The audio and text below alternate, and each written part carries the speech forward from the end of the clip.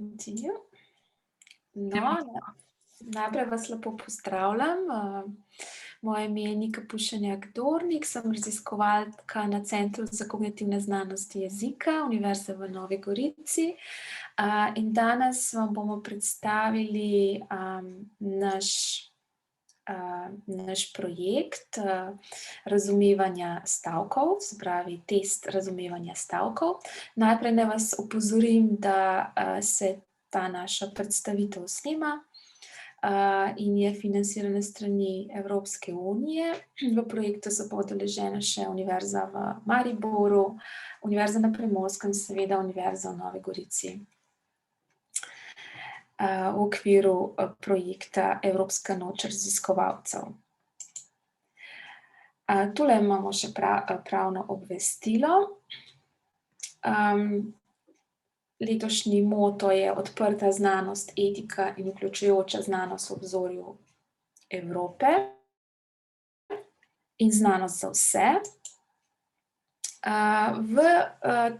Glede našega testa, jezikovnega testa JERA, to se pravi JERA je v bistvu kratica jezikovno razumevanje, smo vključeni različni raziskovalci. Vodja projekta je izredni profesor dr. Artur Stepanov, sodeluje tudi izredna profesorica dr. Penka Stateva in dr. Matic Pavlič ter seveda jaz. Najprej nekaj čisto, ko bi rekli, hitrih informacij o tem, kaj je psiholingvistika. Psiholingvistika je v bistvu veda za vsem tem, kar mi počnemo. In sicer tu se združujeta dve vedi, psihologija in lingvistika. In ti dve vedi skupaj proučujeta psihološke aspekte jezika, predvsem nas zanima, kakšni procesi se v možganih dogajajo takrat, procesiramo jezik in ko ga slišimo. Zanima nas predvsem tudi psihologija govora. To se pravi, gre za neko tako soodvisnost različnih procesov, kako nastaja jezik, kako v bistvu je vključeno v ta proces tudi mišljenje, kakšna je recimo vloga jezika v nekih socialnih interakcijah, v komunikacijah, kako si v bistvu mi govor zapomnimo, kako ga sproduciramo. Seveda se pa ukvarja psiholingvistika tudi z različnimi težavami, ukvarja se s tem, kako recimo z določenimi težavami pri produciranju govora, ukvarja se pa tudi z večjezičnostjo, torej z bilingvizmom, se pravi, zanima nas recimo, kako se otroci, ki živijo v večjezičnem okolju, učijo jezik, na kakšen način to poteka in potem v skladu s tem se potem te informacije oziroma ti produkti naših raziskav lahko tudi v prakso prenesejo in se pač pomagajo, lahko pomagamo s svojimi nasveti oziroma z različnimi testi pač tudi pedagogom, ki se ukvarjajo z učenci. Se pravi, usvajanje in razvoj jezika je ena izmed pomembnih točk našega dela, našega pristopa, s čimer se ukvarjamo, in predvsem nas zanimajo tudi postopne izgradnje nekih jezikovnih struktur na vseh nivojih in seveda zanimajo nas mentalni procesi, ki ob tem nastajajo, kako v bistvu se usvajajo jezikovni sistemi in kako se odvijajo. Seveda je psiholingvistična problematika zelo aktualna, prisotna je na različnih področjih, s tem se ukvarjajo tudi klinični psihologi, nevropsihologi in seveda skladno s tem v zadnjih letih z napredkom tehnologije so se razvile tudi različne tehnike raziskovanja, zelo napredne, kjer v bistvu z roko v roki sodeluje psihologija, nevrologija, uporabna psihologija in tako naprej. Več o tem bomo tudi še povedali. Zdaj pa nekaj malenkosti o tem, nekaj malih informacij o samem procesiranju jezika, a ne. Zdaj, kako na splošno v bistvu procesiramo jezik? Seveda, kot smo povedali, se v naših možganih vršijo različni procesi. Najprej se seveda moramo odločiti, kaj želimo sploh sporočiti. Potem je potrebno te informacije seveda iz našega spomina priklicati in potem je potrebno vse te elemente skombinirati, postaviti v neki pravilen vrstni red in seveda na koncu je treba vse te elemente podvreči tudi nekim glasoslovnim pravilom, da potem lahko nekaj sporočimo. Seveda podoben, ampak obraten proces se vrši tudi takrat, ko želimo interpretirati jezik. Najprej moramo razgraditi tisto jezikovno strukturo, a ne, in potem za vse te slišane elemente moramo na neki način priklicati prave pomene in vse te elemente potem tudi smiselno povezati, da dojamemo neko smiselnost samega govora. Ampak seveda to se izjemno, izjemno hitro dogaja in tule imamo še določene modele, ki si jih lahko pogledate, in tudi, kot veste, so določeni predeli v možganih, ki so bolj nekako sedež nekih mentalnih procesov pri razumevanju in tvorjenju govora, vendar, kot veste, so možgani narejeni tako, da se vse med seboj povezuje, tako da lahko samo pač okvirno rečemo, kje so ta področja, vendar možgani morajo pa seveda med seboj vse te informacije deliti, da lahko pride neka celota, a ne, da mi potem jezik razumemo oziroma ga znamo tudi interpretirati oziroma ga znamo producirati. Seveda psiholingvistika proučuje tudi različne možganske procese, ki nam pač omogočajo, da jezik uporabljamo. Recimo nekateri znanstveniki se zelo natančno ukvarjajo s tem, da delajo eksperimente, kjer ugotavljajo, na kateri točki bomo besedo prepoznali, kako v bistvu iščemo neke ciljne besede, ali v bistvu prikličemo besede kot neko celoto ali po nekih sestavnih delih in seveda na kakšen način se odzivamo neke dvoumne stavke. In to recimo je prav zanimivo, ker recimo taki eksperimenti se lahko delajo tudi s pomočjo elektroencefalografije, a ne, tako imenovanega metode event-related potentials, o kateri bomo tudi kasneje povedali, kjer v bistvu nekaj milisekund po samem, ko pač slišimo neko besedo oziroma nek stavek, dejansko naši možgani že odreagirajo z nekim signalom in seveda, če stavčna zveza ni smiselna oziroma ni prava, tudi odreagirajo z določeno spremembo tiste krivulje, ki lahko znanstveniki seveda ugotavljamo. Tako da to so zelo zanimive zadeve, zelo zanimivi eksperimenti, zelo natančni, tako da je resnično psiholingvistika oziroma lingvistika zelo interesantno področje, tudi kar se tiče nevroznanosti. No, tule vidimo sliko, kjer vidite, kako raziskovalec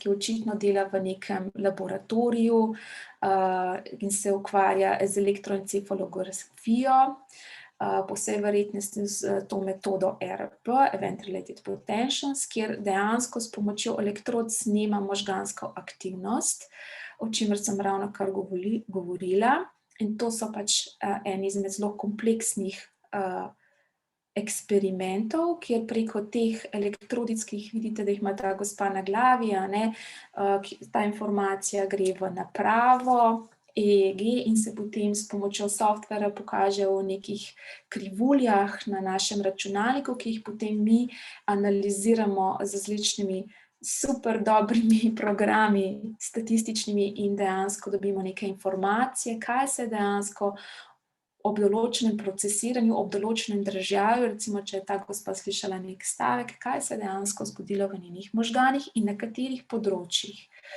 In potem se to vse v bistvu dejansko lepo razišče in se ugotavlja tudi na večjem številu ljudi. To se pravi, psiholingvistika je lahko zelo eksperimentalna, služi tudi kot neke vrste ocenjevalec nekih jezikovnih modelov, kot smo zdaj ravnokar povedali, in nam nudi neko okno, neko pogled v to, kako možgani funkcionirajo, kako procesirajo jezikovne podatke, in seveda je to velik del tudi kognitivne znanosti, ki se ukvarja tudi z drugimi mentalnimi procesi. No, kot sem rekla, slikanje možganske aktivnosti, o katerem sem govorila, je dejansko izgleda takole. Recimo, če imate nek stavek, ki ima neko smiselno stavčno zvezo in da se ga da smiselno interpretirati, bo taka linija zelena. Recimo, bodo možgani pač normalno odreagirali, če pa imate recimo stavek, to je po angleško, Nina takes her coffee with cream and socks, to pomeni Nina pije kavo z smetano in nogavicami, kar seveda ni smiselno, možgani odreagirajo popolnoma drugače, s takim spajkom, in seveda to je en tak poseben označevalec, ki nam pove, da ta stavčna zveza ni ustrezna in na tak način potem preko merjenja električne aktivnosti možganov z elektrodami, z elektroencefalogramom lahko računalniško izluščimo to aktivnost in dejansko dogodek po nekem dražljaju.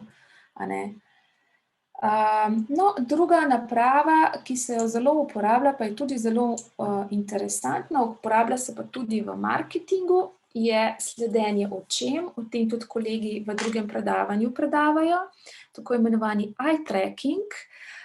In sicer ta naprava pa izgleda tako, da v bistvu s pomočjo kamere naprava opazuje premikanje oči in potem ugotavlja, na katerem predelu, ko oseba nekaj bere ali pa gleda neko sliko, na katerem predelu se dejansko pogled ustavi najdalj časa oziroma na kakšen način v bistvu dejansko oči berejo, na kakšen način berejo, kje se ustavimo, kje skočimo z očmi oziroma kje naše oči preskočijo, skočijo naprej.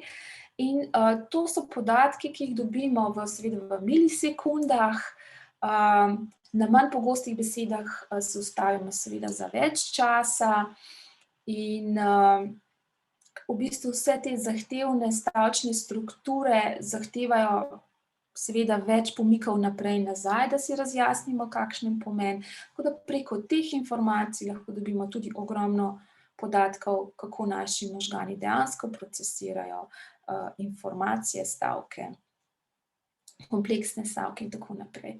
Potem imamo še metodo tako imenovanega samotnega branja, kjer se pač na ekranu pokaže prva beseda stavka in potem pač preizkušenec pritisne stavko, pritisne tipko, da se potem prikaže naslednja in tako na tak način pač potekajo zadeve naprej. No, toliko malce o vseh teh psiholingvističnih tehnikah, ki jih uporabljamo. Sedaj pa se vrnimo na naš projekt, ki bi vam ga radi predstavili. Projekt financira Agencija za raziskovalno dejavnost Republike Slovenije. Naslov našega projekta pa je izdelava standardiziranega testa sposobnosti razumevanja stavkov pri odraslih v slovenskem jeziku. In recimo, če imamo nek stavek, kot je na primer Janez je včeraj dal knjigo Mariji, kot smo povedali, je to res zapleten kognitivni pojav in poteka zavedno, nezavedno in seveda vključuje usklajevanje, kot smo že povedali, različnih miselnih procesov v možganih. In sicer mi smo se osredotočili na slovenske govorce, to se pravi na tiste posameznike, katerim je pač slovenščina materni jezik. In običajno je tako, da Miselni procesi delujejo na različnih ravneh in seveda tudi ustrezajo tradicionalni delitvi jezikoslovja, kot ste verjetno že iz vašega šolanja ste se učili, da se jezikoslovje deli na fonetiko, na fonologijo, na skladno, na semantiko, na pragmatiko. No, potem imamo pa še sodobnejše teorije, ko smo rekli pač, da je psiholingvistika recimo del kognitivnih znanosti, in če razmišljamo z stališča delovanja naših možganov, nas predvsem zanima, kako naši možgani ugotovijo oziroma izračunajo neki ta stavčni pomen na osnovi neke skladenjske strukture. In seveda tu ima zelo veliko vlogo tudi delovni spomin oziroma kognitivni sistem, ki nam omogoča, da začasno te informacije shranimo in potem z njimi upravljamo, ko jih potrebujemo v nekem realnem času. In naš test, jezikovni test JERA, je pa zanimiv tudi zato, ker mi smo ga naredili po modelu naših italijanskih kolegov, ki so naredili test, tako imenovani test Comprendo. Je zelo interesanten test, to se pravi, sam projekt je zasnovan tako, da oseba sliši stavek in potem vidi 4 sličice takoj za tem in mora izbrati pravilno sličico, tisto sličico, ki ustreza tistemu stavku. Seveda naša informacija, ki nas zanima, je, v kolikem času bo ta oseba pač reagirala na to, da bo izbrala določeno sličico in seveda, ali bo izbrala pravilno sličico, če bo pravilno razumela ta stavek. No, in naš namen je bil razviti zanesljiv standardiziran test, to se pravi test, ki bo standardiziran na populaciji slovenskih govorcev, pač razumevanja stavkov v realnem času, pri odraslih in vseboval bo tudi meritve govornega delovnega spomina. Oblikovali smo različne stavčne strukture, seveda uporabili smo pri samem delu smo uporabili tudi zbirko podatkov, korpus, katere besede se najbolj pojavljajo in smo jih poskušali čim bolj vklopiti v naše stavke. In analiza teh podatkov bo seveda narejena s statističnimi metodami in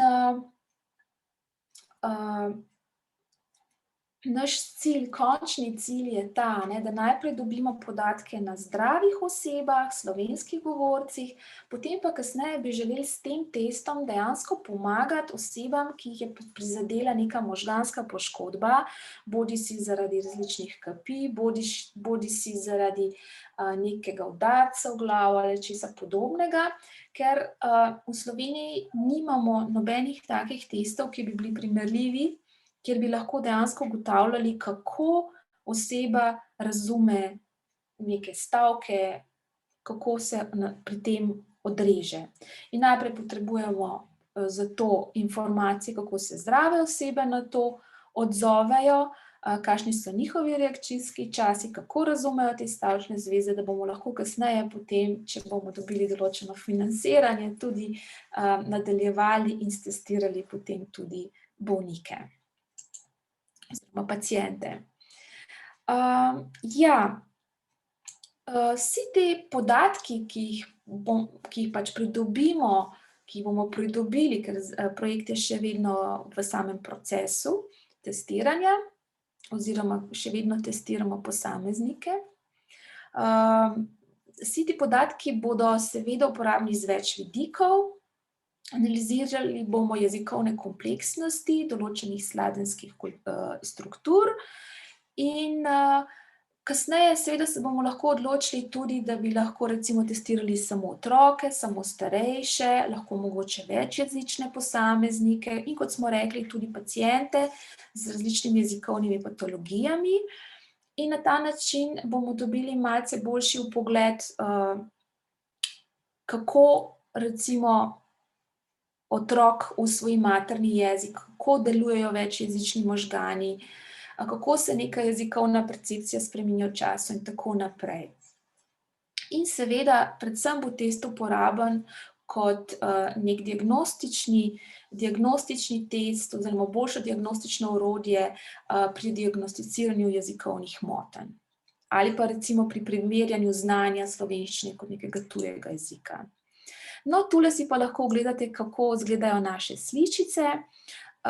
Se pravi, najprej smo sestavili stavke, več različnih stavkov, 10 stavkov za vsako stavčno strukturo in potem smo prosili zelo nadarjeno študentko Akademije umetnosti Univerze v Novi Gorici, da nam je s pomočjo računalniškega programa poskušala čim bolj realistično narisati, kaj se dogaja v teh naših stavkih, oziroma kaj se lahko dogaja. Se pravi, imamo stavek, potem imamo pa 4 različne scenarije.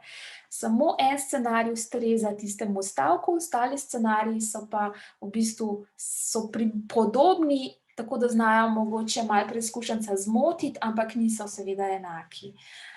Tako da mislim, da nam je to zelo dobro uspelo. Oseba potem, ko se odloči za določeno sličico, pritisne to črko ob sličici in pritisne tipko za naprej. In na ta način potem to poteka približno 25 minut. Mi dobimo potem vse te informacije. No, to bi bilo z moje strani vse. Tule imamo še demo test Jera, ki ga pač lahko rešite. Prosila bi vas tudi, če bi lahko rešili tudi spletno anketo, ki nam bo omogočila, da dobimo povratne informacije. In seveda tule imate pa še nekaj linkov oziroma nekaj povezav, s katerimi vas naslavljamo in vas vabimo na naše študijske programe slovenistike 1. stopnje, nadaljujete pa lahko potem na slovenistiki 2. stopnje ali se pa morda odločite za doktorat iz kognitivnih znanosti jezika. Tako da, če imate še kakšno vprašanje, z veseljem odgovorim, če ne, se pa lepo poslavljam.